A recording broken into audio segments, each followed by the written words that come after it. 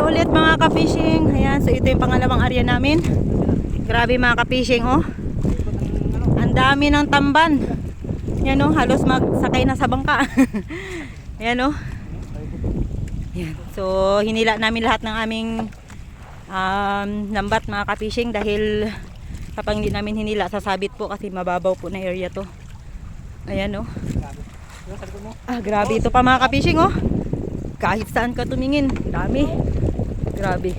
Halos lahat po ng apat kami na bangka. Marami pong huli. Dagsa po yung tamban ngayon mga ka-fishing. Ayan. So kahit na medyo masama yung panahon, talagang lumabas yung kawan ng tamban. Dito po kami mga ka-fishing sa sa barangay Tarabanan, Puerto Princesa City. Ayan oh.